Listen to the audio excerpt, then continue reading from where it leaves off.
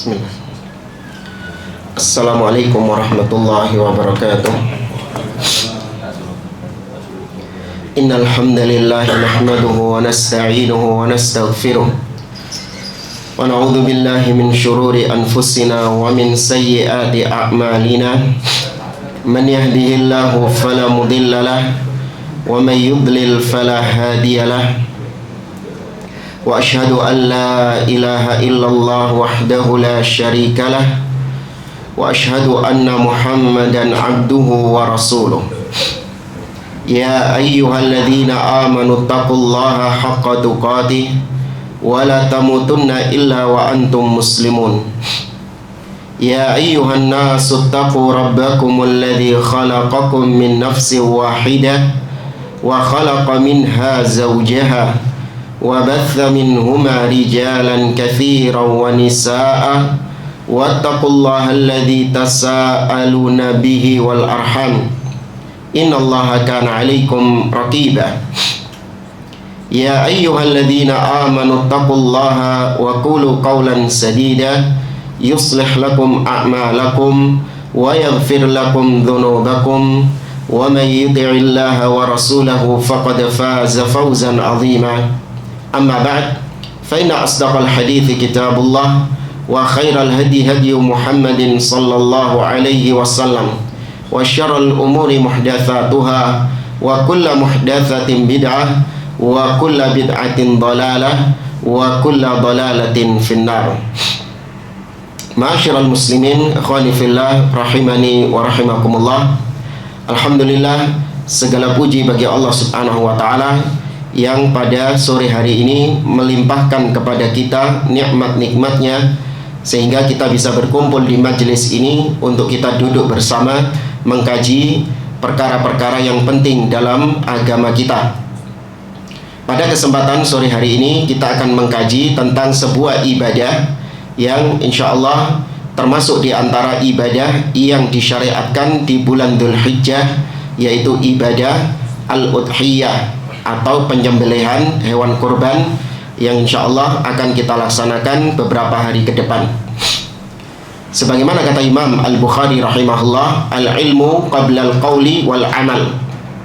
Ilmu itu sebelum kita berucap dan sebelum kita beramal, berbuat.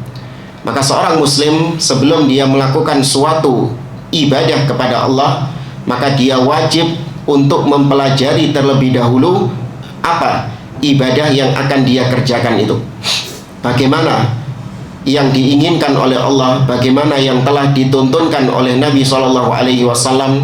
Maka seorang tidak boleh hanya sebatas mengerjakan ibadah melihat dengan kebanyakan orang, melihat mayoritas orang, tanpa dia ketahui bagaimana firman Allah, bagaimana sabda Nabi SAW.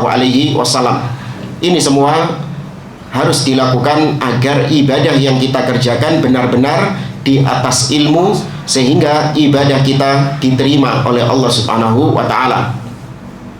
Maka insyaallah di pertemuan sore hari ini kita akan berbicara tentang sedikit tentang kurban dan apa-apa yang ada di dalamnya. Para jamaah rahimani wa rahimakumullah, menyembelih ibadah dengan cara menyembelih ini bukan hanya ada di zaman Nabi Muhammad SAW. Artinya syariat kurban itu bukan hanya ada di zaman Nabi SAW. Bahkan ini termasuk di antara syariat nabi-nabi terdahulu. Bahkan sejak Nabi Adam alaihissalam sudah ada namanya syariat kurban. Ini sebagaimana yang Allah firmankan di dalam surah Al-Maidah ayat yang ke-27.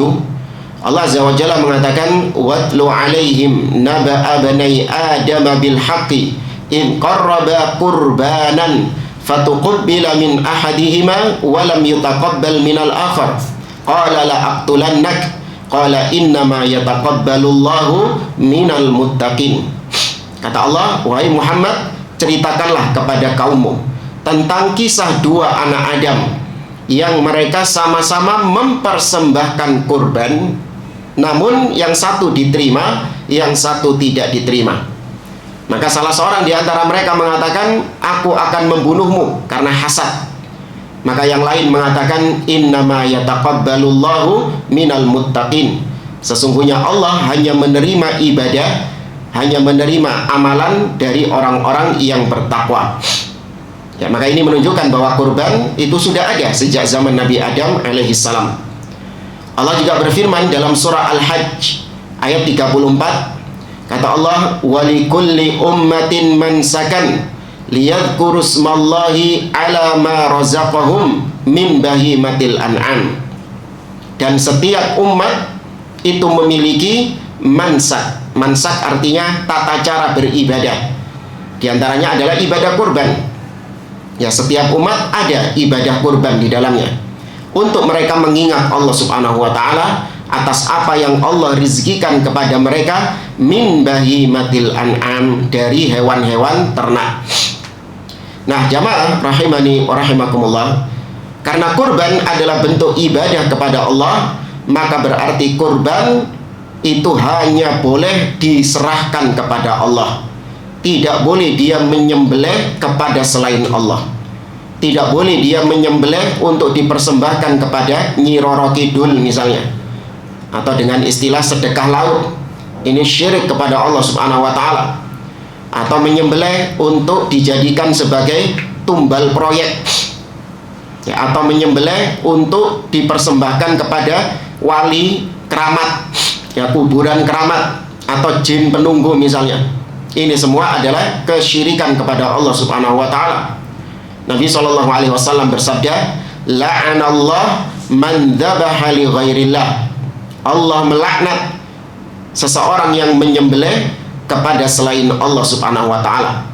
Ya, maka dengan nama apapun, ya, entah namanya itu melestarikan tradisi, atau ini adalah budaya Nusantara, atau ini adalah warisan leluhur, kearifan lokal, ya, kalau jelas-jelas itu perbuatan syirik kepada Allah, maka buang jauh-jauh tradisi tersebut. Nah, kita nggak butuh tradisi-tradisi dari leluhur yang itu merupakan bentuk kesyirikan kepada Allah, bentuk dosa yang paling besar di sisi Allah Subhanahu wa ta'ala. Ya, jangan belani leluhur kalau dalam urusan syirik kepada Allah Subhanahu wa ta'ala. Ya, leluhur itu bukanlah seseorang yang maksum. Ya, leluhur itu bukan manusia yang pasti benar. Ya, terkadang tradisi-tradisi yang ditinggalkan oleh nenek moyang itu justru adalah tradisi yang syirik. Kita yang sudah sampai ilmunya wajib meninggalkannya. Tidak boleh membela mati-matian hanya gara-gara fanatik buta terhadap leluhur atau nenek moyang. Nah, jamaah rahimani wa rahimakumullah, menyembelih, para ulama membagi menjadi dua. Ada sembelihan yang memang itu tujuannya ibadah, sedangkan yang kedua adalah menyembelih yang non ibadah. Kalau menyembelih yang ibadah, contohnya seperti apa? Kurban, apalagi? Akikah, apalagi? Apa itu? Iya, betul, membayar dam, ya, pelanggaran yang dilakukan oleh orang yang sedang ihram. Apalagi? Sama juga tentang haji, hadiu, ya, hadiu yaitu beda dengan kurban udhiyah.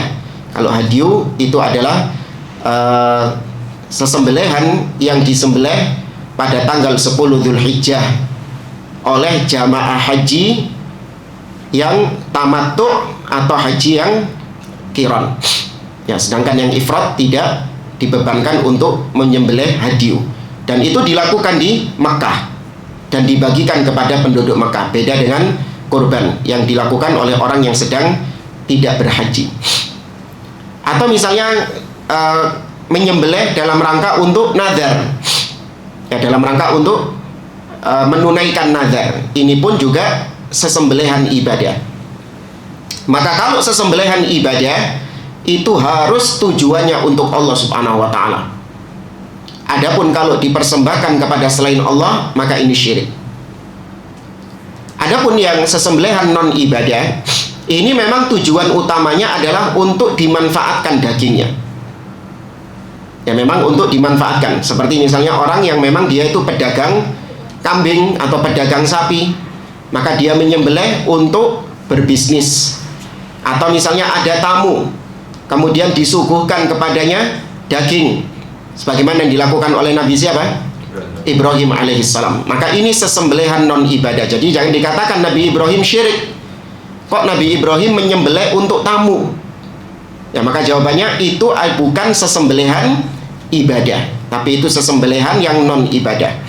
Bagaimana cara membedakannya? Kalau sesembelihan ibadah, maka tujuan utamanya adalah izhaqun nafs wa iraqatud dam, kata para ulama. Tujuan sesembelihan yang ibadah adalah melenyapkan nyawa atau mengalirkan darah, taqarruban ilaihi, untuk mendekatkan diri kepada sesuatu. Ya sesuatu ini tergantung, bisa mendekatkan diri kepada jin, mendekatkan diri kepada Nyi Roro Kidul, untuk mendekatkan diri kepada wali-wali yang telah mati. Kalau kita untuk mendekatkan diri kepada siapa? Allah subhanahu wa ta'ala. Nah adapun nomor 2, yaitu dagingnya, hasilnya, ini cuma mengikuti saja. Ada dagingnya, nggak ada dagingnya. Kalau tujuan pertama ini sudah tercapai, maka itu sudah dikatakan sesembelihan ibadah. Ya, saya ulangi, kalau tujuan utamanya yaitu melenyapkan nyawa, mengalirkan darah dalam rangka untuk mendekatkan diri kepada sesuatu, itu sudah dikatakan sembelihan ibadah meskipun gak ono dagingnya, meskipun tidak dimanfaatkan dagingnya. Anda lihat tumbal-tumbal itu, ya, apakah yang dijadikan tumbal itu dimanfaatkan dagingnya? Tidak, dijadikan bangkai. Ya, tumbalnya itu dijadikan bangkai. Ketika seorang menyembelih untuk dijadikan tumbal, maka ya sudah diletakkan begitu saja, dibiarkan membusuk atau dihanyutkan di laut. Ya, tidak dimanfaatkan. Tapi memang tujuannya dia menyembelih kerbau, menyembelih sapi, menyembelih kambing, tujuannya untuk mendekatkan diri kepada sesuatu. Maka ini sudah dikatakan sesembelihan ibadah. Dan kalau diserahkan kepada selain Allah, jatuhnya apa? Syirik kepada Allah Azza wa Jalla. Makanya kalau Anda pernah dengar hadis yang diriwayatkan dari sahabat Tariq bin Syihab radhiyallahu ta'ala anhu tentang kisah 2 orang yang diceritakan oleh Nabi SAW yang masuk surga karena seekor lalat, dan seorang kedua masuk neraka karena seekor lalat. Pernah dengar kisahnya? Hah? Sudah? Ya wis, usah diceritakan kalau gitu. Hah? Nah, intinya ada 2 orang yang sedang safar. Kemudian dia melewati sebuah perkampungan yang mereka punya berhala, dan mereka tidak akan mengizinkan siapapun lewat kecuali apabila mempersembahkan kurban sesembelihan kepada berhala mereka. Maka orang pertama disuruh qarib, ya, kurbankan sesuatu. Kata dia, ma indi syai'un uqarribu, aku nggak punya sesuatu apapun yang aku gunakan untuk berkurban. Maka kata warga kampung tadi, qarrib walau dzubaban, sudah kurban apa saja meskipun cuma seekor lalat. Maka dia pun membunuh seekor lalat dalam rangka untuk dipersembahkan kepada berhala tersebut. Fakhallu sabilahu, maka orang ini pun dipersilahkan lewat. Fadakhalan nar, orang ini yang masuk neraka. Padahal lalat, ono dagingnya enggak? Nggak ada dagingnya. Tapi karena tadi tujuan utamanya adalah untuk melenyapkan nyawa dalam rangka mendekatkan diri kepada sesuatu, maka itu sudah dikatakan ibadah. Ya, sedangkan dia ibadahnya kepada selain Allah, yaitu berhala. Adapun orang kedua, dia nggak mau mempersembahkan apapun, maka dia pun dibunuh oleh warga kampung tersebut dan masuk surga. Nah, ini sesembelihan yang ibadah. Adapun yang non ibadah, maka kebalikan dari yang ibadah. Kalau yang ibadah tadi tujuan utamanya apa? Melenyapkan nyawanya, mengalirkan darahnya. Adapun dagingnya mengikut saja, ono dagingnya, kalau ono dagingnya, pokoknya tujuan utamanya tercapai. Adapun yang nomor 2, tujuan utamanya memang apanya? Dagingnya. Sedangkan membunuh itu cuman efek saja. Karena orang tidak akan bisa mendapatkan daging hewan kecuali dengan diapakan dulu? Dibunuh dulu.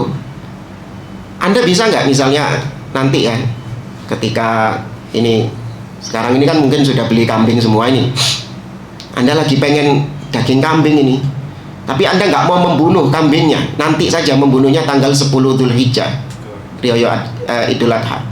Tapi saya pengen kambing ini, ya apa ya? Wis sikile wis tak amputasi. Sikile diamputasi, del. Sampile, del. Kambingnya urip gak? Urip, masih hidup dia. Kakinya diamputasi. Sudah disiseti, kemudian di sate misalnya. Bisa enggak kayak gitu? Udah kok mikir Anda? Gak usah mikir, lo bisa? Hah? Boleh kayak gitu? Gak boleh, gak bisa kayak gitu. Kalau pengen kambingnya harus diapakan dulu? Disembelih dulu, dilenyapkan dulu nyawanya, dialirkan dulu darahnya, baru kemudian dinikmati dagingnya. Maka tujuan utamanya daging. Adapun pembunuhannya itu cuman dampaknya saja. Baik, kita kembali kepada kurban, karena kita bahas di sini adalah kurbannya. Kurban, para ulama menyebutkan merupakan bentuk syukur kepada Allah Subhanahu wa taala. Ini sebagaimana firman Allah Subhanahu wa taala dalam surat Al-Kautsar, "Inna a'tainaka Al-Kautsar." Sesungguhnya kami memberikan kepadamu wahai Muhammad Al-Kautsar. Para ulama menyebutkan Al-Kautsar artinya al-khairul katsir. Kebaikan-kebaikan yang banyak kepada Nabi sallallahu alaihi wasallam. Fasholli li rabbika.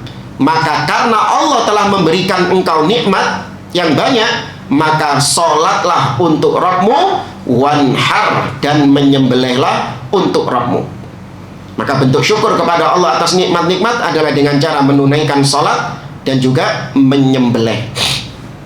Ya. Ya, kita mulai dari kurban berkaitan dengan fikihnya. Kalau tadi berkaitan dengan sisi tauhidnya. Al-udhiyah atau al-udhiyah definisinya adalah, kata Syekh Muhammad bin Shalih Al-Utsaimin, ma yudbahu min bahimatil an'am taqarruban ilallahi azza wa jalla bisababil id. Al-udhiyah artinya adalah hewan ternak yang disembelih karena sebab adanya hari id. Jadi disembelihnya itu karena sebabnya sedang terjadi, sedang berlangsung hari id. Itu disembelih dalam rangka untuk taqarruban ilallah, dalam rangka untuk mendekatkan diri kepada Allah Subhanahu wa taala, mengharap pahala dari Allah Azza wa Jalla, bentuk ibadah kepada Allah Subhanahu wa taala. Ini definisi kurban. Tadi dikatakan bahimatul an'am. Ya, istilah bahimatul an'am tadi seperti dalam surat Al-Hajj, liyadhkuru smallahi ala ma razaqahum min bahimatil an'am. Maka bahimatul an'am, hewan ternak, ini adalah hewan ternak khusus yang hanya boleh hewan inilah yang dijadikan sebagai kurban. Selain jenis hewan ini tidak sah dijadikan kurban. Apa hewan ternak tersebut? Kambing, unta, sapi. Ya, maka selain 3 jenis ini dan keluarganya tidak boleh dijadikan kurban. Kebu boleh nggak jadikan kurban? Hah? Kerbau? Iya, keluarganya sama. Ya, kerbau masih termasuk jenis sapi ya.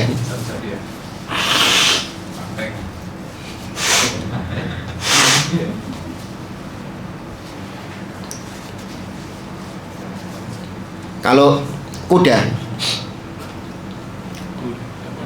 hah? Enggak, sudah nggak ada keluarganya kuda, nggak masuk bahimatul an'am. Ya, kalau domba, domba masuk, dari jenis kambing juga. Unta juga demikian, tapi burung unta enggak loh ya. Nanti unta, oh ini burung unta ini termasuk jenis unta. Enggak, beda, namanya tok burung unta. Maka itu hewan-hewan yang dijadikan sebagai kurban. Adapun hukum kurban, datang khilaf dari para ulama. Apakah kurban ini wajib ataukah sunnah? Yang berpendapat wajib itu berdalil dengan firman Allah tadi dalam surat Al-Kautsar. Fasholli li rabbika wanhar. Salatlah untuk Rabbmu dan menyembelihlah. Sisi pendalilannya adalah, yaitu kalimatnya datang dalam bentuk amr, perintah. Ya. Sedangkan dalam kaidah usul, al-amru yadullu 'alal wujub. Perintah itu menunjukkan akan kewajibannya. Maka para ulama berdalil dengan ayat tersebut, kurban hukumnya wajib. Sisi pendalilan kedua, Allah menggandengkan antara sholat dengan kurban. Fasholli li rabbik. Sholatlah untuk Rabbmu. Sholat hukumnya apa? Wajib. Digandengkan dengan kurban. Wanhar, dan menyembelihlah. Sebagaimana sholat itu wajib, maka menyembelih juga wajib. Ini dalil yang pertama. Dalil yang kedua, yang mengatakan kurban itu wajib berdasarkan hadis yang diriwayatkan oleh Ibnu Majah. Kata Nabi SAW, man kana lahu sa'atun walam yudhahi fala yaqrabanna musallana. Barang siapa yang memiliki kelapangan rizki namun dia tidak berkurban, maka jangan dia dekat-dekat masjid kami, tempat sholat kami. Diusir sama Nabi SAW. Maka ini juga menunjukkan ancaman bagi yang tidak berkurban. Berarti kurban hukumnya wajib. Demikian juga dalil yang berikutnya dari riwayat Imam Al-Bukhari. Nabi SAW bersabda, man dhabaha qabla an yusalliya falyadhbah makanaha ukhra, wa man lam yadhbah falyadhbah bismillah. Kata Nabi, barang siapa yang menyembelih hewan kurbannya sebelum pelaksanaan sholat Id, maka hendaklah dia ganti dengan hewan kurban yang lain.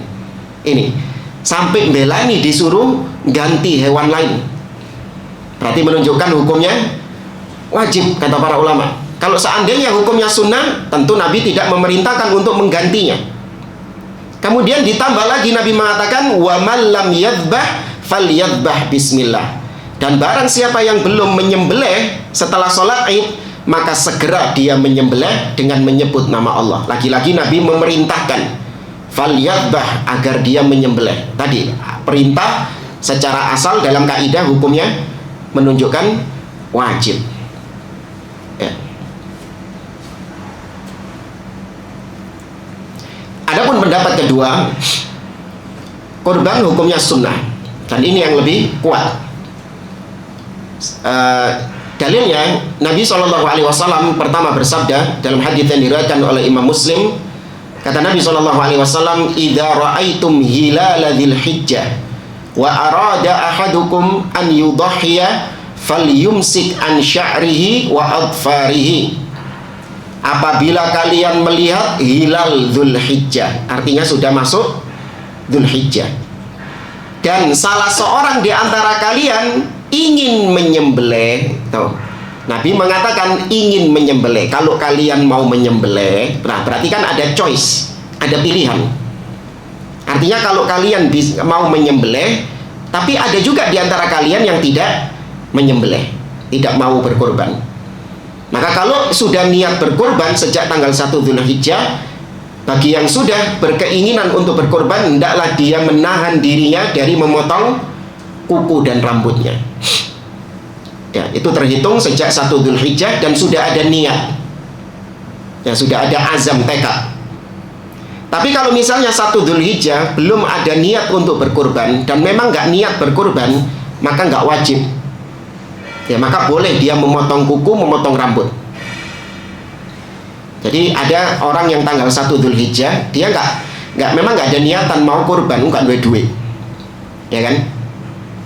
Nah terus kemarin ini kan mumpung sekarang bulan Dzulhijjahnya apa?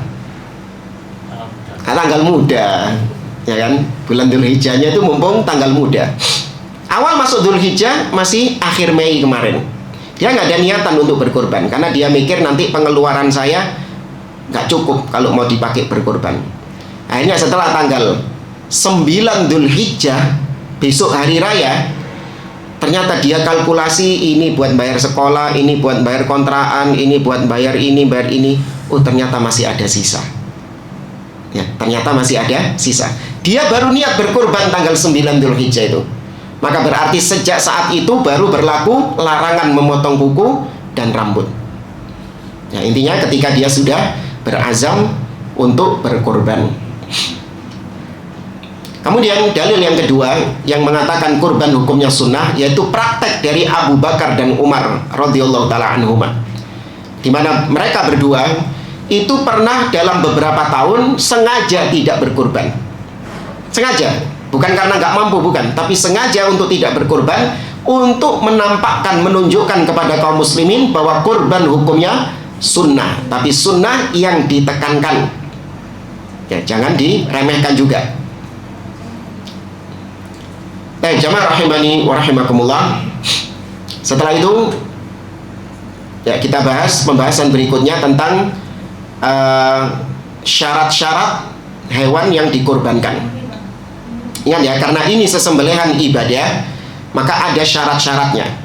Tidak boleh seorang sembarangan, tidak boleh seorang angger, ya, tapi ada syarat-syaratnya.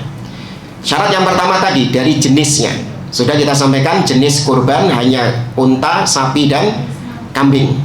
Kalau ada orang kurban pitik, ya, atau bebek, meskipun lebih mahal harganya, meskipun jumlahnya lebih banyak, satu peternakan dia kurbankan semuanya, tetap itu tidak dianggap sebagai hewan kurban, hanya dianggap sebagai sedekah saja. Ya, sesembelihan yang sifatnya sedekah. Ya, maka harus dari 3 jenis itu. Kemudian yang kedua, dari segi umur, usia. Ini kalau ada di antara Anda yang mungkin sambil berbisnis kambing, jual kambing juga, harus jujur. Kalau memang kambingnya ini belum cukup umur, jangan dijual, meskipun badannya sudah besar. Ya, karena ada kambing yang jenis tertentu itu ya, meskipun usianya katakanlah masih 6 bulan, belum genap 1 tahun, tapi awaknya wis apa? Oh, awaknya wis gede misal. Ya, dikira orang lihat, wah ini sudah cukup ini kalau untuk buat kurban. Penjualnya tahu ini masih usia belum cukup umur untuk dijadikan kurban, maka nggak boleh dia sengaja menjualnya, dosa dia. Adapun kita orang awam yang awam nggak tahu tentang dunia perwedusan, perkambingan, ya, maka kita husnudzon kepada yang jual kambing. Insya Allah mereka sudah memfilter mana yang layak dijadikan kurban dan mana yang tidak layak dijadikan kurban. Untuk sapi, maka usia yang harus harus genap, ya, bukan OTW ke tahun tersebut, enggak, harus genap 5 tahun. Ya, untuk unta harus genap 5 tahun hitungan hijriyah, bukan hitungan masehi, karena dalam agama kita nggak ada ibadah pakai perhitungan kalender masehi, nggak ada. Kemudian kalau sapi harus genap berapa tahun? 2 tahun. Ya, sapi harus genap 2 tahun. Jadi kalau ada sapi sudah genap 2 tahun tapi kecil, ya memang dia badannya cebol sapinya, maka sudah sah dipakai buat kurban. Ada sapi yang usianya 1,5 tahun lebih besar, limosin, ya, gede awalnya, berapa ton gitu, tapi dia 1,5 tahun, tetap tidak sah dijadikan kurban. Nek bele-belean nggak apa-apa. Apa bele-belean nih? Hah? Iya, kalau buat sembelihan terus dibagi-bagikan biasa, tidak diniatkan buat kurban, nggak masalah, sah. Ya, bisa-bisa saja. Tapi kalau diniatkan kurban, maka tidak sah kurbannya, karena ada syarat usia. Adapun kambing itu genap 1 tahun, sedangkan domba genap 6 bulan. Ya, kambing genap 1 tahun, domba genap 6 bulan. Dan itu dari sisi usia. Adapun dari sisi syarat yang lain, hewan kurban yang dibeli itu harus selamat dari cacat, tidak boleh ada cacat di dalamnya. Nah, cacat ini ada dua, cacat yang disepakati akan ketidaksahnya, sedangkan yang kedua cacat-cacat yang diperselisihkan oleh para ulama apakah dia sah untuk kurban atau tidak. Ini sebagaimana datang dalam hadis Nabi SAW bersabda, ya, kata Nabi SAW, arba'un la tujzi'u fil adahi. Ada 4 cacat yang tidak boleh ada pada hewan kurban. Ini cacat yang disepakati karena hadisnya datang dalam satu redaksi riwayat Imam Ibnu Majah. Yang pertama, al-aura al-bayyin auruha, yang buta sebelah dan butanya itu jelas. Ya, kebutaannya itu nampak jelas sekali, entah dengan comblong, memang nggak ada bola matanya. Ya, satu saja nggak ada, tidak sah dijadikan kurban. Apalagi buta dua-duanya. Tapi kalau misalnya sakit mata, memang kambingnya rabun misalnya, melaku nubruk terus, maka ini bukan buta. Ya, dia masih bisa melihat, cuman cacat penglihatannya. Ya. Tapi kalau yang buta dengan jelas, ini tidak boleh. Kemudian yang kedua, al-maridatu al-bayyinu maraduha, yaitu yang sakit dengan penyakit yang sangat jelas sakitnya itu. Seperti misalnya berapa tahun yang lalu itu ada sapi kena virus PMK. Ya, PMK ya, bukan pemadam kebakaran. Apa PMK ini? Penyakit mulut dan kuku. Ya, maka yang seperti ini tidak sah dijadikan sebagai kurban. Ya, bahkan kalau dijadikan sesembelihan biasa juga berbahaya bagi yang mengkonsumsinya karena berpenyakit. Kemudian yang ketiga, al-arja al-bayyinu arjuha, yaitu yang pincang dengan pincang yang jelas. Tapi kalau keselio, kecekluk, nggak apa-apa.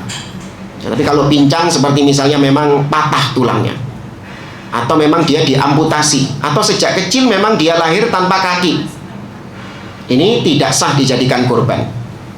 Ya, makanya hati-hati kalau beli sapi, itu sebelum sapinya turun jangan dibayar. Ya, karena berapa banyak orang-orang yang ketika nurunkan sapi, ternyata sapinya loncat. Sudah dikasih ini perosotan. Iya, sudah dikasih papan untuk sapinya ini, ternyata sapinya loncat, patah kakinya. Ya, maka kalau patah seperti ini sudah nggak sah dijadikan kurban. Ya, jangan mau. Oh enggak Pak, ini kakinya patah, kita nggak mau beli yang patah. Terus rugi saya. Ya sudah, memang jualan bisnis ada untung ada rugi, kita nggak mau beli kalau yang kayak gitu caranya. Ya. Kemudian yang keempat, al-kasiratul lati la tunqi. Yang keempat adalah kambing yang kurus kering, yang tidak ada manfaatnya sama sekali. Kari balung ngambil kulit dok, balung ngambil entut bukan, balung ngambil kulit dok. Ya, sangat kurus ceking sekali. Nah, ini apa yang diambil, apa yang dimanfaatkan dari kambing seperti ini? Ya, maka tidak sah dijadikan sebagai kurban. Adapun cacat-cacat yang diperselisihkan, ya seperti misalnya apabila tanduknya patah, atau telinganya, ya ekornya, atau apanya, ya situlah pokoknya ada luka gores misalnya. Ini cacat-cacat yang diperselisihkan. Namun yang diperselisihkannya ini bukan antara sah atau tidak sah, antara makruh dan tidak makruh. Ya, maka kita kalau bisa cari yang perfect, usahakan cari yang perfect, tidak ada cacat. Ya, tapi kalau ada cacat-cacat yang seperti itu, ya sudah, qadarullah. Sudah kita beli, tapi ternyata sampai rumah tanduknya patah, atau tadi luka, kena gores atau apa, ya sudah, qadarullah.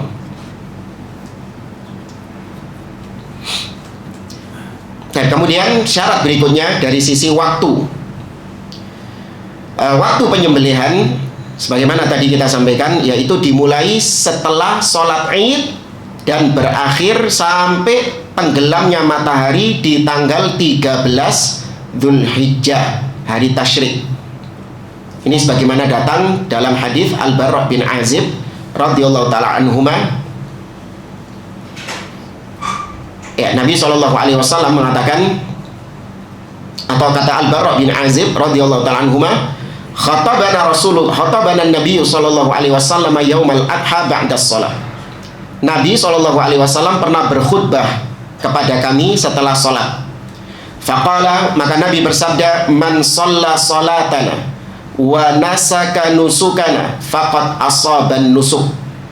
Barang siapa yang sholat dengan sholat seperti yang kita lakukan, dan barang siapa yang menyembelih seperti penyembelihan yang kita lakukan, maka dia telah mencocoki, dia telah benar dalam ibadahnya. Waman nasaka qablas sholat, namun barang siapa yang menyembelih sebelum sholat, fa innahu qablas sholati wala nusukalahu, maka tidak sah, karena sebelum sholat tidak ada penyembelihan. Faqala Abu Buraidah ibnu Niyarin, maka kemudian ada seorang sahabat yang bernama Abu Buraidah. Dia berkata, ya Rasulullah, fa inni nasaktu syati qablas sholat. Wahai Rasulullah, saya sudah menyembelih kambingku sebelum sholat id.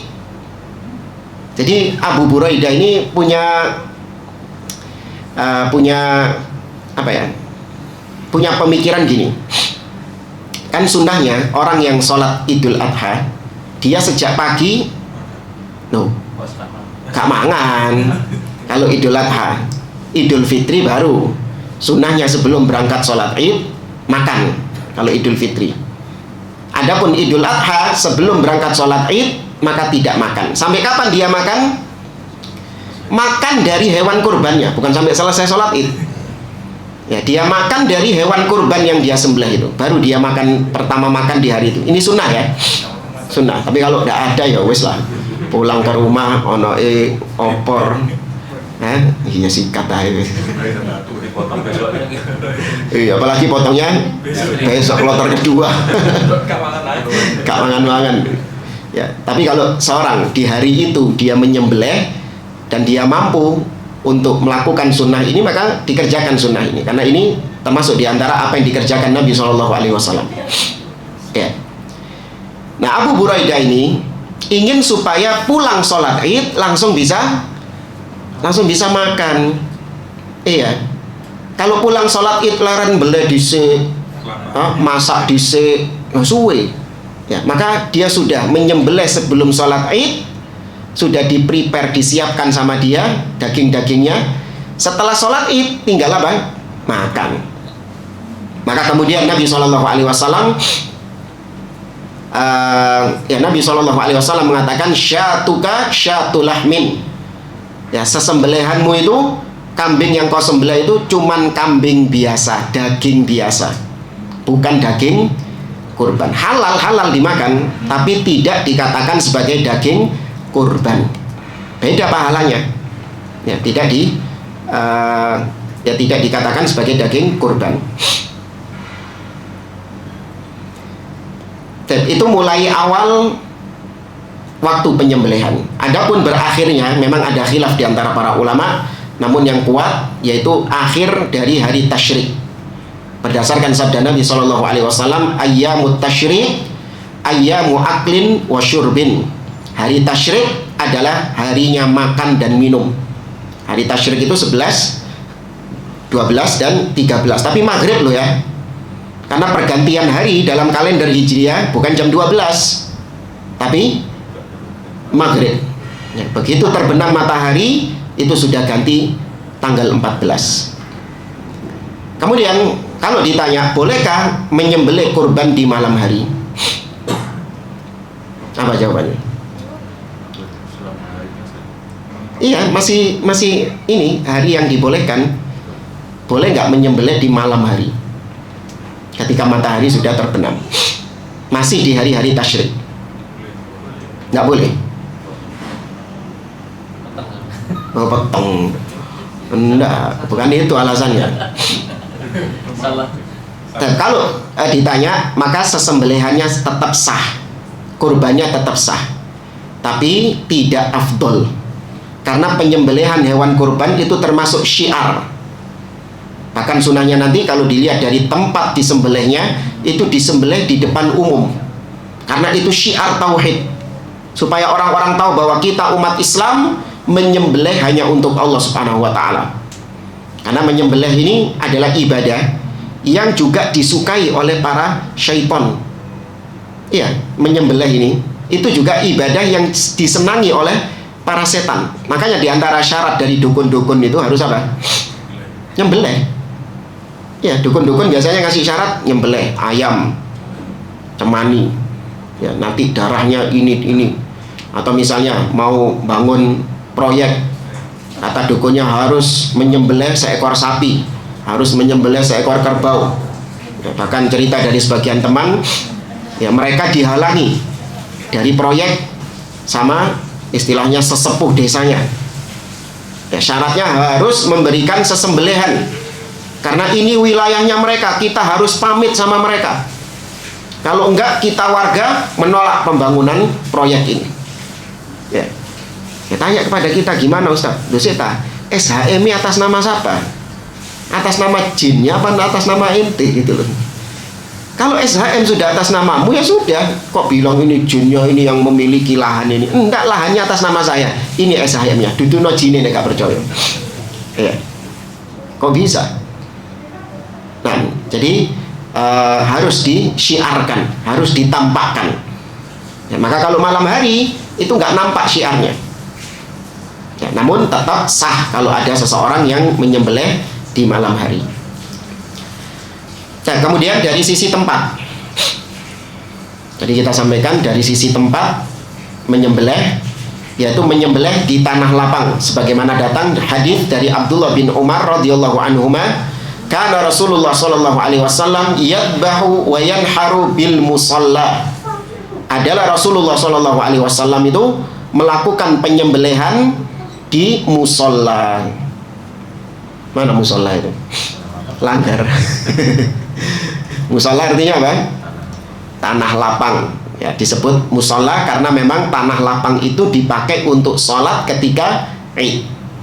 Ya, makanya disebut tempat sholat. Jadi pakai istilah syar'i, jangan istilah yang sudah beredar di masyarakat. Musolla itu adalah masjid kecil yang nggak dipakai Jumatan. Kalau masjid itu besar dipakai Jumatan. Nah, itu masjid jami. Maka dilakukan di musolla untuk supaya dilihat oleh khalayak. Nah, kemudian berkaitan dengan sahibul kurban dan juga pahala kurban. Ini sering rancu di antara sebagian orang. Kalau sahibul kurban itu artinya pemilik hewan kurban. Jadi hewan kurban itu ada pemiliknya. Harus ada pemiliknya. Siapa pemiliknya ini? Maka kalau kambing, pemiliknya hanya boleh berapa orang? Satu orang saja sahibul kurbannya. Nggak boleh urunan. Misalnya ini pegawai karyawan, yuk urunan satusan. Ya, orang 30 lumayan bisa tuku wedus 3 juta. Atas nama siapa? Ya atas nama 30 orang itu. Nggak boleh, nggak sah. Kalau buat bele-belean tadi nggak apa-apa, buat sodako. Tapi kalau dikatakan ini hewan kurban, tidak sah. Terus apa kadung tuku Isan? Ya sudah, kalau sudah kadung dibeli, maka kalau supaya ingin dijadikan hewan kurban, harus ada seseorang yang menjadi owner, pemilik dari hewan kurban itu. Maka 29 orang tadi memberikan kepada satu orang. Wis, ini kita kasih kepada kamu. Sehingga kau yang memiliki, maka yang disebut sebagai pemilik kurbannya siapa? Ya satu orang itu tadi. Yang 29 cuma dapat pahala hibah. Bukan pahala kurban, dapat pahala hibah. Nah, tapi kalau sapi bisa sampai 7 orang. Ya, kalau unta bisa sampai 7 orang. Dalam riwayat yang lain sampai 10 orang. Ya, ini namanya sahibul kurban, pemilik hewan kurban. Nah, adapun ketika seseorang sudah membeli hewan kurban, maka keluarga yang menjadi tanggungan nafkahnya itu sudah tidak dibebani lagi untuk membeli hewan kurban juga. Beda sama zakat fitrah ya. Kalau zakat fitrah masing-masing dikeluarkan zakatnya. Tapi kalau kepala keluarga sudah berkurban, maka istri, anak-anaknya atau siapapun yang dibawa tanggungannya ini tidak ada beban untuk beli hewan kurban juga. Maka satu kurban cukup untuk satu keluarga. Ustaz, tapi istri saya punya uang untuk beli hewan kurban. Ya nggak apa-apa, bisa saja, tapi itu tidak dibebankan kepada istri.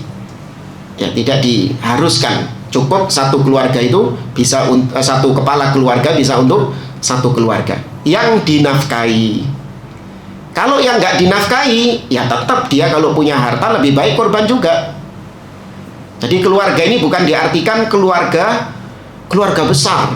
Akhirnya gak kurban kabeh bisa keluarga gitu. Iya, bapak gak kurban, ya kan, saudara-saudaranya ini sudah pada kerja semua nggak kurban. Kenapa? Adik saya sudah kurban kok. Ya cukup satu keluarga besar kalau sing kurban kabeh. Enggak. Ini yang menjadi nafkah, penanggung nafkah siapa? Kalau adiknya yang kurban, maka dia kepada yang dia tanggung nafkahnya, istri dan anak-anaknya. Sedangkan kakak-kakaknya sudah punya keluarga sendiri dan menanggung nafkah sendiri, ya tetap dia mengeluarkan hewan kurban. Ya. Nah, demikian juga dengan share pahala, membagi pahala. Kalau membagi pahala boleh kepada siapapun. Ketika kita berkurban, maka kita niatkan pahala ini untuk keluarga saya. Ya, saya berikan, semoga keluarga saya mendapatkannya juga. Semoga orang tua saya mendapatkannya, baik yang sudah hidup ataupun yang telah meninggal. Baik yang masih hidup ataupun yang telah meninggal, boleh di-share pahala.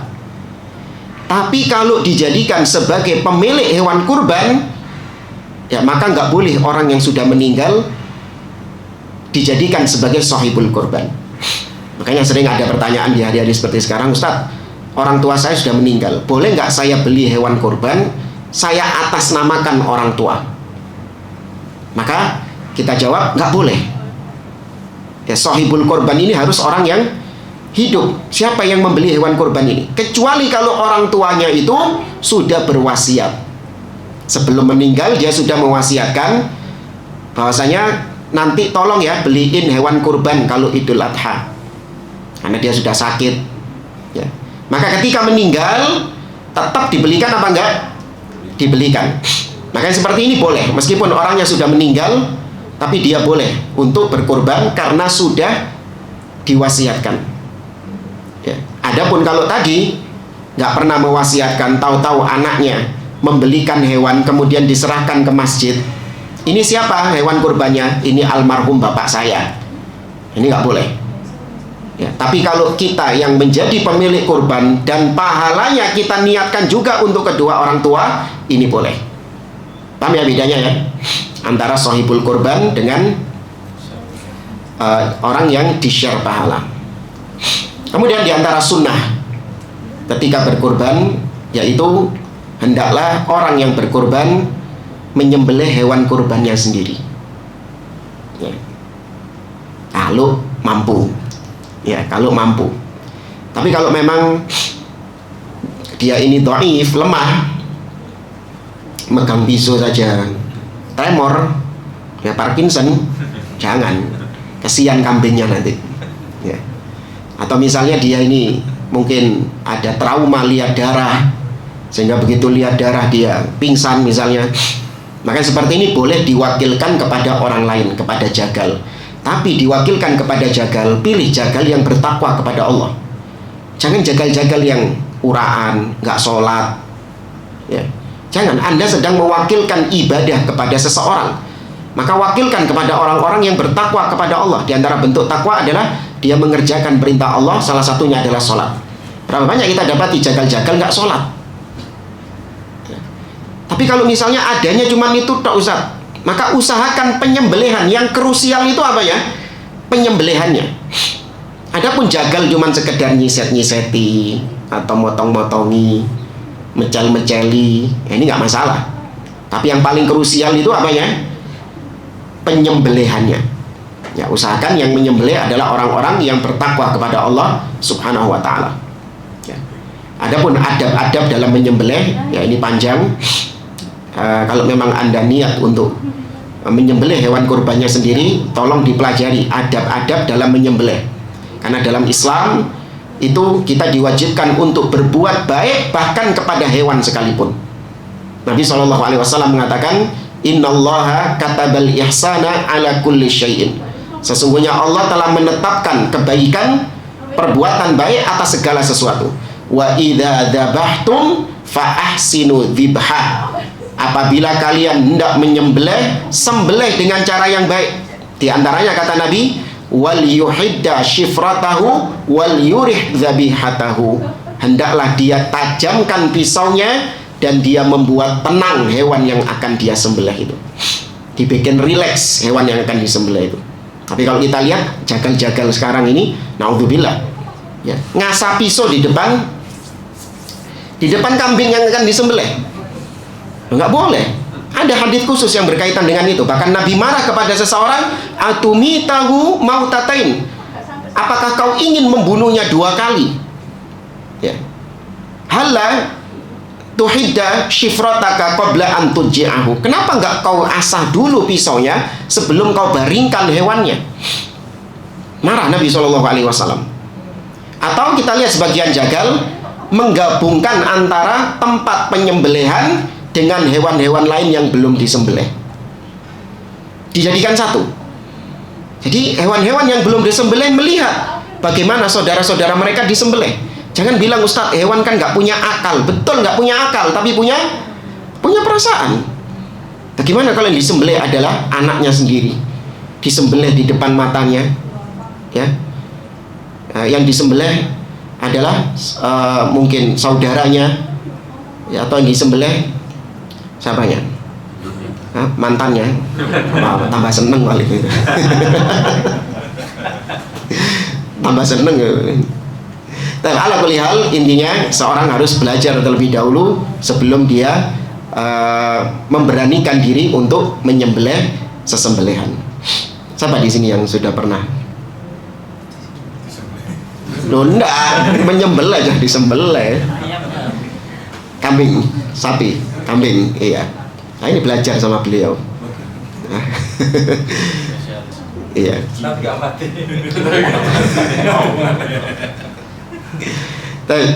Anak kira ini materi yang bisa kita sampaikan. Kurang lebihnya mohon maaf. Kalau ada yang mau ditanyakan, tafadhol. Afwan, terakhir belum, ada satu yang tersisa, yaitu hasil dari hewan kurban. Kandil ini.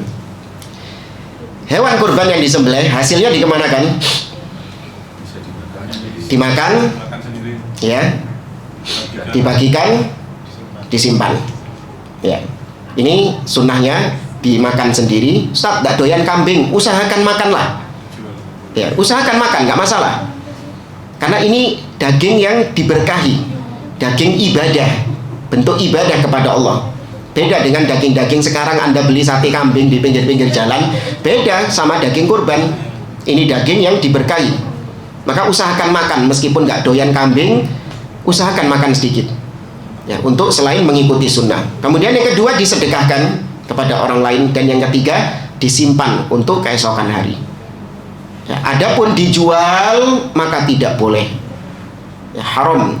Atau dijadikan upah jagal, ini juga haram hukumnya. Maka orang yang mengupah atau naruh titip hewan kurbannya di masjid, maka dia harus membayar biaya tambahan. Ya, jangan cuma nitip tok, nggak dikasih biaya. Kasih panitianya untuk biaya perawatan, untuk biaya penjagaan, ya, untuk biaya makannya, nanti penyembelihannya, distribusinya, itu ada biaya semua. Jangan bilang, itu ambil dari kambingnya, itu sudah cukup, itu sudah. Nah, hewan kurban nggak boleh dimanfaatkan untuk hal tersebut. Ya, terus gimana Ustadz, kita nggak ada uang, sudah habis buat kambing. Ya belian dewe.